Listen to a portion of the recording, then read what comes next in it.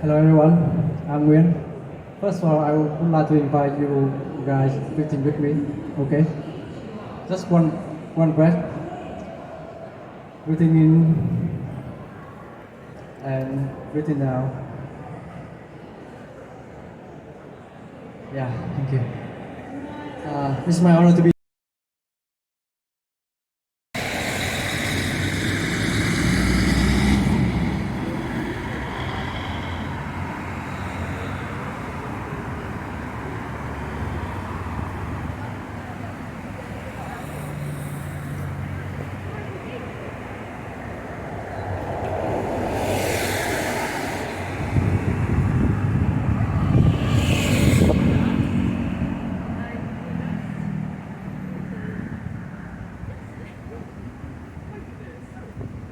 System in Indonesia, which combines outdoor and indoor air quality measurements and solutions.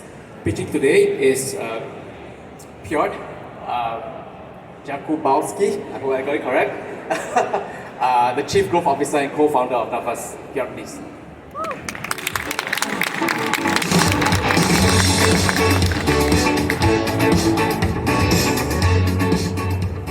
Hi, good afternoon everybody. My name is Piat and I'm the co-founder of NAFAS, and I'm here to tell you how we're going to put healthy air right in your pocket. So around 10 million people a year die from air pollution related diseases. The global burden of disease is $8.1 trillion. That's around 12% of the world's GDP. Air pollution is actually the largest environmental health risk to the human race. According to the World Health Organization, a healthy level of air quality is a PM 2.5 level of 5. And you can see here on the chart, that's the line on the left. There's so many cities that you and I live in where air pollution is way above this amount. Now, innovation to breathe healthy has been focusing on the wrong thing, and I'll tell you why. So not only does it not solve the problem, you end up looking like a villain from the Batman movie. So NAFAS has shown that almost 100% of outdoor air pollution gets into our homes, into our offices, and into our schools. So this is what your kid's school would look like. World Health Organization guideline down here. This is real data from a preschool in Jakarta. This is what your kid's international school would look like. Something that you're paying $20, $30, $40, $50,000 a year for.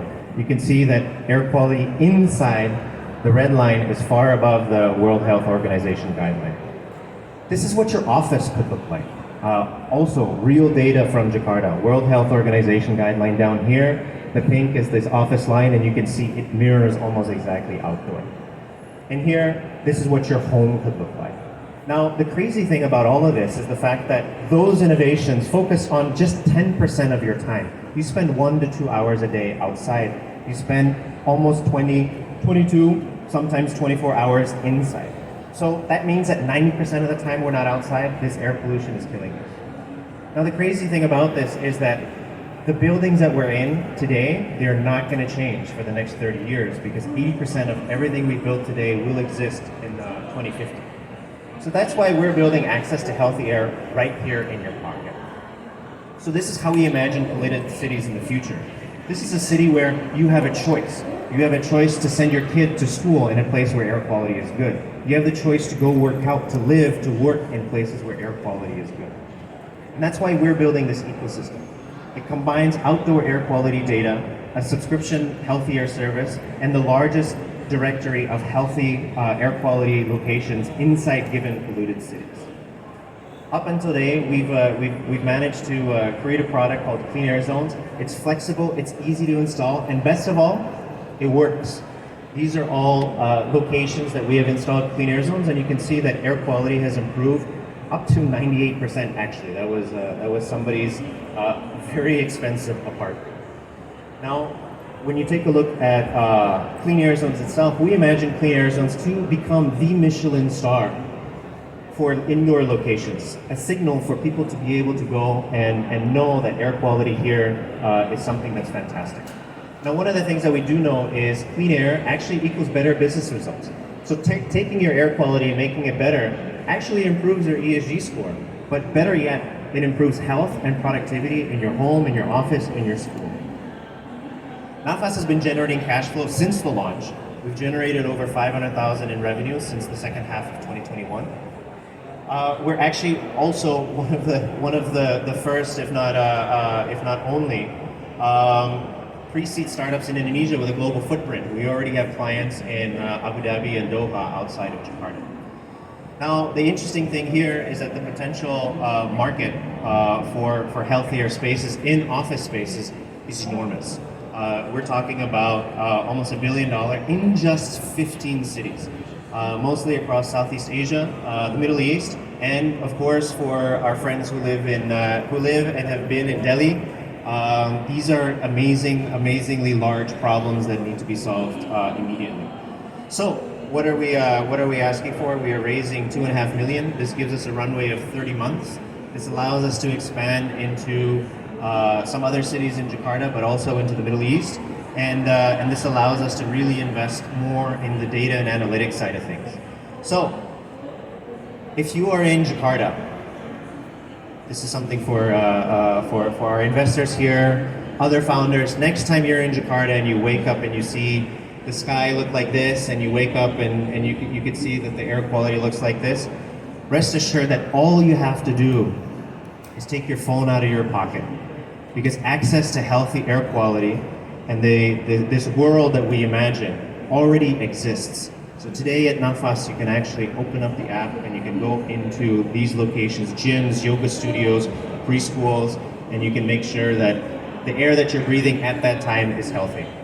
Thank you.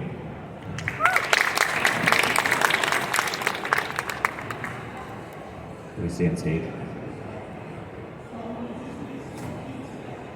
Unfortunately, I'm not a good enough speaker to be using this mic, so this will make do. But quick commentary maybe from Khairul, since you're doing most of... No, having lived in Jakarta, I totally get it. When we first spoke, I totally get it. Makes sense. You know, north of Jakarta, on the eastern side, some of those places, I'm not going to name names because, you know, some governments own those places, but we know who. So, you know, I totally get it, right? Totally understand.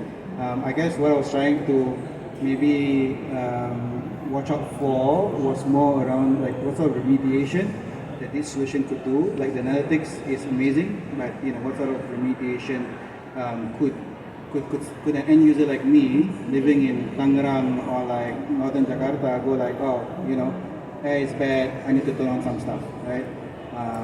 Yeah, but otherwise, totally get it, love what you're doing. Very politically correct. How about Dennis? Do you see something similar or application possibly? I'll try to be more controversial. Yes, please. Having grown up in Hanoi, I do see the environment change in the past 30 to 40 years in Hanoi, and I think today is the worst of the worst, to be honest. And therefore, I do see the benefit of this solution. But at the same time, most of these problems are in emerging market, where the consumer side, right? I'm not quite sure they will pay for these kind of solutions. So because they are quite value conscious here. However, therefore, I'm seeing that you're going B2B. Therefore, I look at it more as a real estate play actually, because these guys are buying for traffic, right? What the business needs to prove to these guys probably is about how much traffic that you can bring in, and how much of that traffic is relevant traffic that can create value for the real estate guys, right? Whether they are doing retail or whether they are doing school or whatever, right?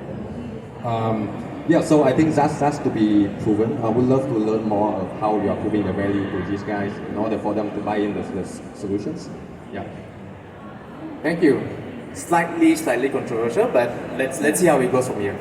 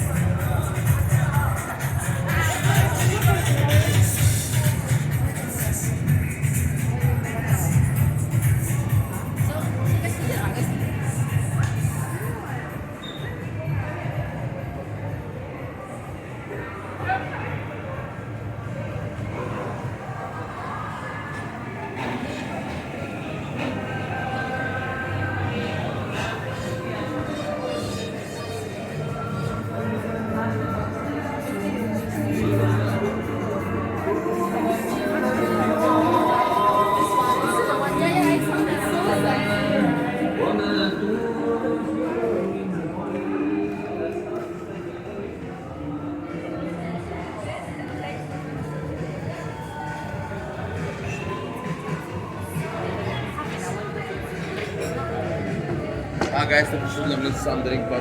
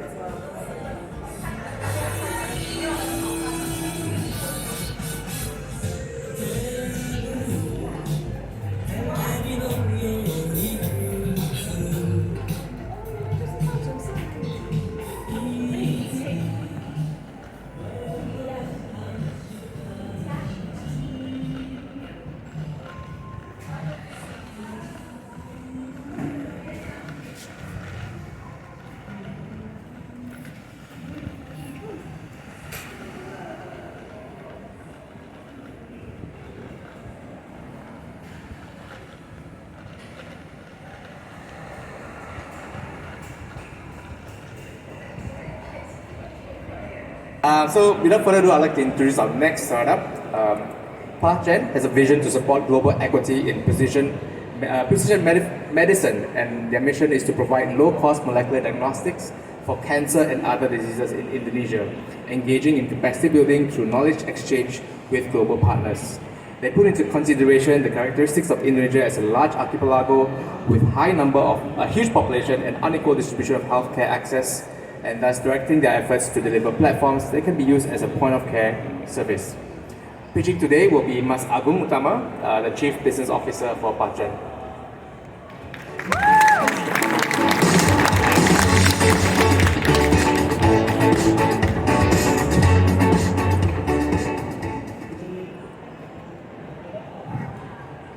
Good afternoon, everyone.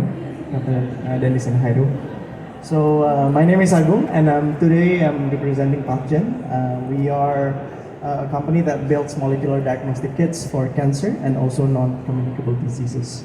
Let me start with the story of how PathGen was built.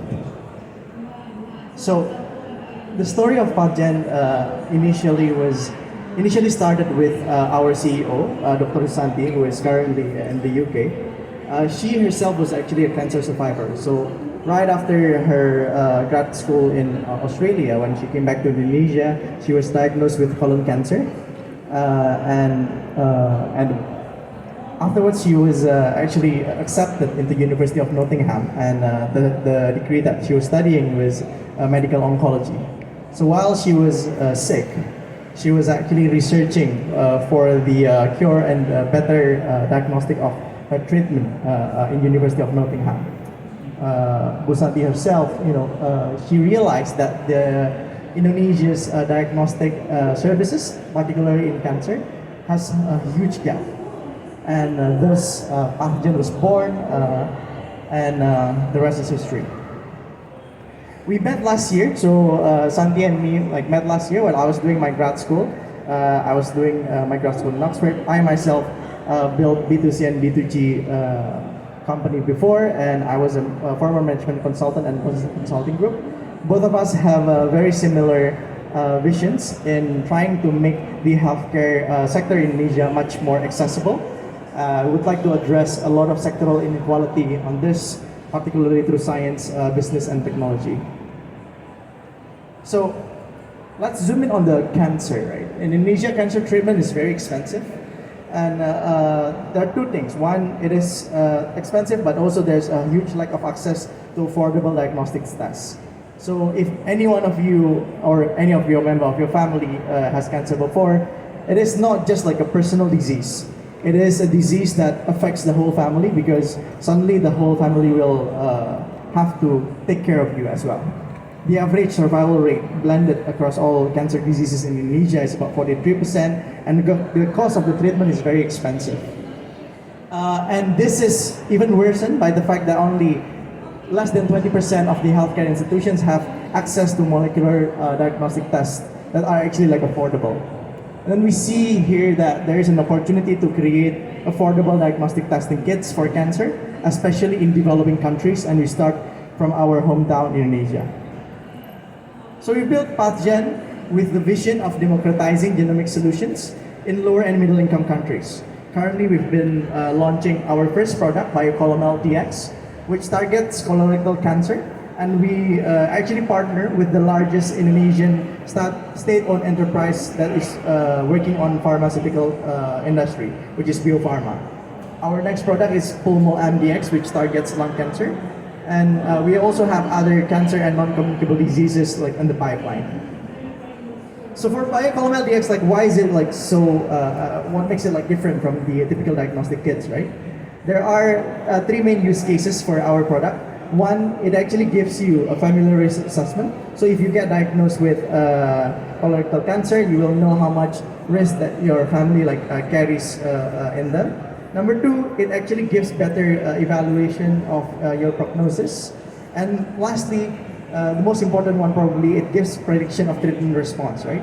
What does it mean is that if you have cancer, not only the treatment is expensive, but it is also lethal. It can be lethal, right? So the way to do it is if we give you an information about what sort of treatment is better suited based on your genetic information or your DNA information, then you can save costs and save lives. We also have other potential diseases for PathGen to pursue further. We've identified some diseases based on the market visibility, internal team's capabilities, and the business case. In the long term, this is where we want to be, right? We want the main vision is to become the lower middle income countries genomics solutions provider for cancer and non-communicable diseases across three different pillars. One, early detection and prevention for the healthy population. Second pillar is the patient stratification if you already become a patient. And lastly, on the recurrence monitoring, which is the service that we give you after typically you are already treated from cancer. There are also shared products along the way, one of which that we've been already building is actually research services. We do research partnerships with universities and think tanks to develop kits on both cancer and also non-communicable diseases. We have high experienced executives and board of advisors with strong network in the pharmaceutical industries led by Santi herself as our CEO. And we have the expertise that are backed by our board of advisors, both from Indonesia and from the UK. These are the people who have the authority and capacity as the oncology expert and molecular biology expert in Indonesia. That's our story for today. We are currently fundraising and partnering with manufacturers and distributors across Southeast Asia. So get to know us further at our booth at D7 or contact me here at agong.utama@pathgen.co.id. Thank you.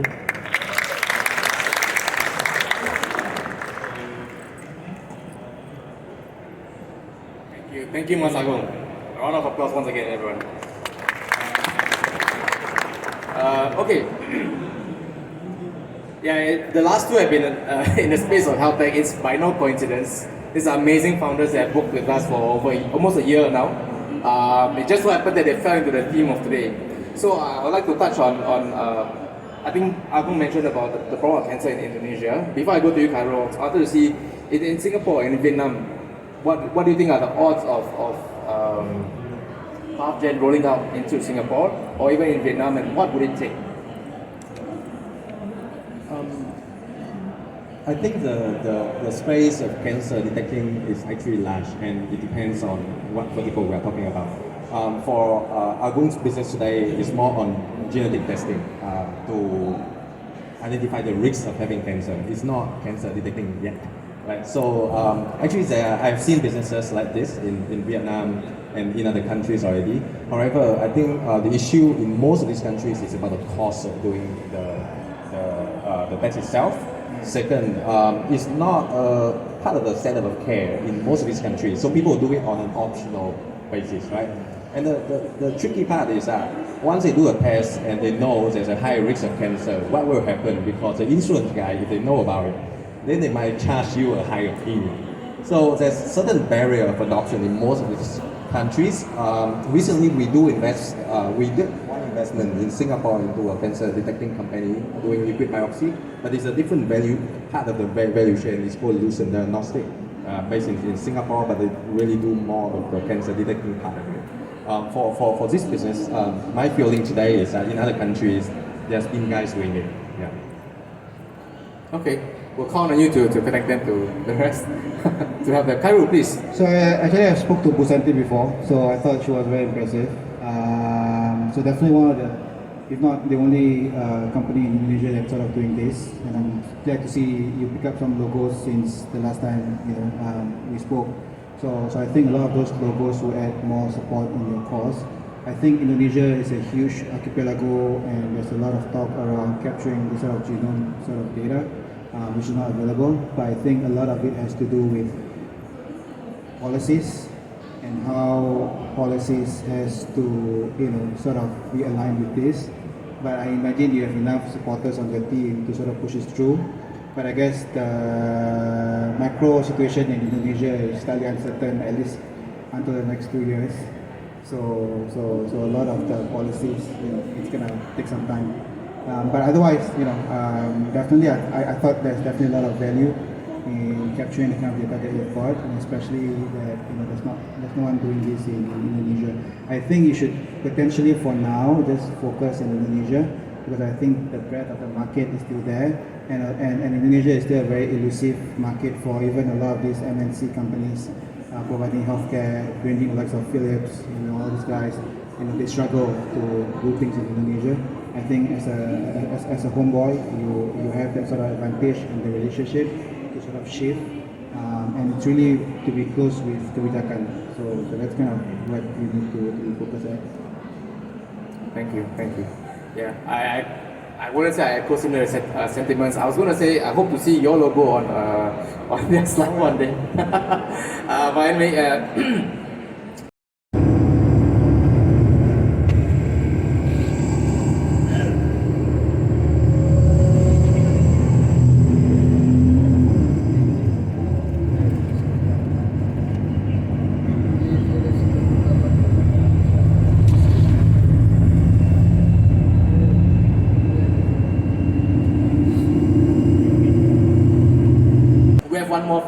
one more founder, also in the health tech space, rather.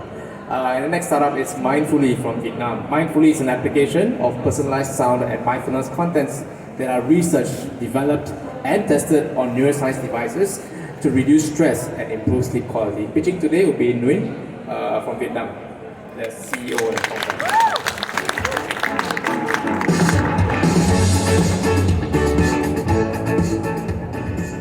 Hello everyone, I'm Nguyen. First of all, I would like to invite you guys 15 with me, okay? Just one breath. Breathing in and breathing out. Yeah, thank you. It's my honor to be here to share with you about what we are doing. This is a mission to create preventive healthcare and utilize the technology to do this. And the core product is the Identify app, and this is the product I am going to present today. So, more than 10 years ago, I got depression and insomnia, and it took me a lot of time to pass it. And for now, the mental health care is the mental problem is the global classic and has an impact on workplace and university. When COVID-19 happens, it's really significant issue in the global. So there are three main reasons why people harder get the mental health well-being. The first one is not sustainable solution is available to address the root cause of mental illness. The second is the preventive healthcare is not promoted in other countries, and the third one is cost and accessibility is the other primary challenge. So to solve this problem, we are building the holistic approach with the application and affordable cost from global expert and our team. We qualify the content and apply the technology and science. There are three core features in the product. The first one is the guided content, the well-being content, include guided content like mindfulness content and the AI music for health. The second is the social engagement to help the user get the support from other in the group sharing. And the third one is the well-being to keep people practicing daily and show the progress.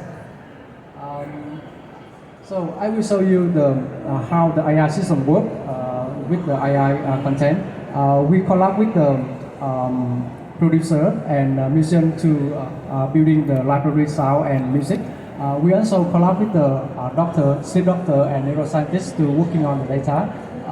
And we also have the data, also have the user insight from the app. So from there we can building the AI system to generate the music for relaxation music, relaxation focus and sleep and more. So we just finished the first stage of the system, so you can visit the demo documentify.com to try it out. So the interesting is this is the technology trend. There are about 30 teams in the global like IBM, Apple, Google, and OpenAI building this one. And we are trying our best to do this. Yeah. So we target on the two segments, the middle class from 18 to 35 in global are facing the stress burnout or insomnia, and the corporate in Vietnam who are looking for the mental well-being for their employee. So the market is so grow rapidly. So we target on the 50 million people in the globally. Yeah. So this is the business model. We have two kind of business model: B2C and B2B2C. With the goal of target user and conversion rate and average fee per user, we estimate about $200 million in the processor revenue. And we also set the goal for next 12 months with 1 million ARR and get 100,000 new users. We also collab with connecting the world from expert and university. Yeah, this is the collaboration. We can collab with the other platform and other hardware. And this is an example when we collab with the Irabo Neuroscience company, the famous company in Vietnam working on the hardware. This is the roadmap for 5 years. We focus on the user and product. We develop and optimize the core technology. Also improve the retention and acquisition of user.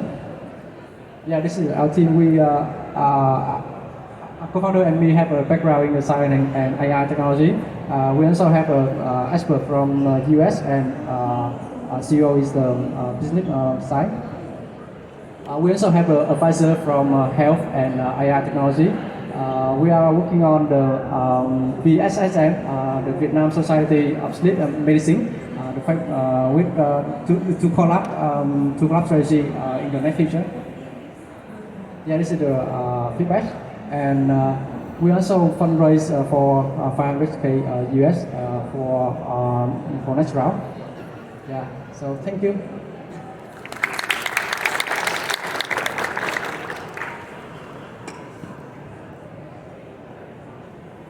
Thank you, Nguyen. First time I'm seeing a pitch start with a breathing exercise. But I wonder actually how many of you followed him. So maybe let's start with Khairul first. Do you see something similar, or is it something interesting for you in even if it's in Vietnam, something like this? Well, look, I mean, frankly, I think there's really a lot of mental health app. It's becoming very, very, very crowded. I think most guys, VCs, they look at mental health pitch deck every other week, and so your level of differentiation needs to be so high. I struggle to understand as to how music forms an efficacious therapy, and I guess the only way to validate that would be through some sort of empirical research which has proven that this actually works. So I would be curious to understand more around those. I was actually hoping to hear more around the chat feature that you have built, because I think there's something around anonymity. Like, I think a lot of guys on Facebook and Instagram and TikTok are mostly the alpha types, but then the question is, what happened to those guys who are not the alpha types? And that's where I think a lot of the issues actually elicit from social media, right? Because you look at somebody else looking much better in life, and you sort of question yourself, right? And so I think the problem therefore is maybe there need to be a platform for a different sort of profile. I've seen something like this sort of pick up steam even in North Africa, for example. So that could be. So I was sort of hoping to hear more about how this chat feature would work around anonymity. But I hear you. I think that's a very personal angle to what you're doing. It sounds like it's very personal to you.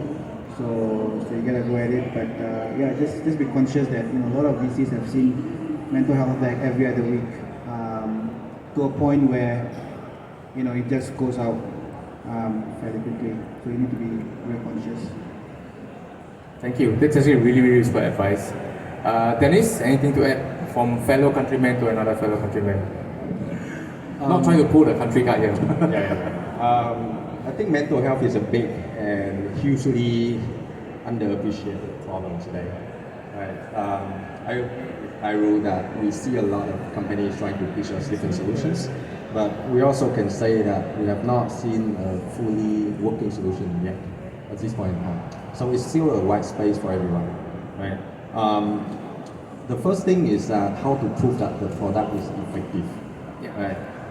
It's hard to measure. So I think the first step for the business itself is for you to work with a smaller group, making sure that the product is extremely effective. Right. The second thing is that growing a mental health product is not as straightforward as performance marketing, spamming dollar on Facebook and hoping people will download. I think a lot of this will be about word of mouth and KOL, and hence having a very good product will help. And maybe you have to grow it in a more organic way than usual. Another thing that I think is about the market that you should go to. Now, I think the business is focusing more on Vietnam. I think it's fine, but eventually, I think the Asian market in general is still has potential, but today there's still quite a bit of dogma around mental health, etc. People don't want to admit it. One of my friends even joked about, we are Asian, we suck it up. Right? So there's a time for educating the market itself as well, and hence for this segment, we encourage the business to be broader, more regional, more global, instead of being a single country focus where the take-up rate would be minimal in the short term. Thank you. So that brings us to the end of the first session. I know it's been short and sweet. Ideas great nonetheless. Founders all amazing in their own right. We're going to take a very short break because up next we have 8 more amazing pitches. That's right, 8.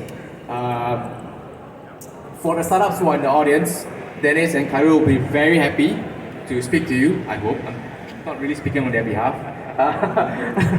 And investors in the audience, I think the founders can be found in the front row and also at their booths. But if you want to speak to them here, we have some time, or if you want to take the conversation to the discussion areas over on my left, which is right behind you, please do so as well over the next 15 to 20 minutes. We're going to start at 4:30 p.m. sharp, 4:30 p.m.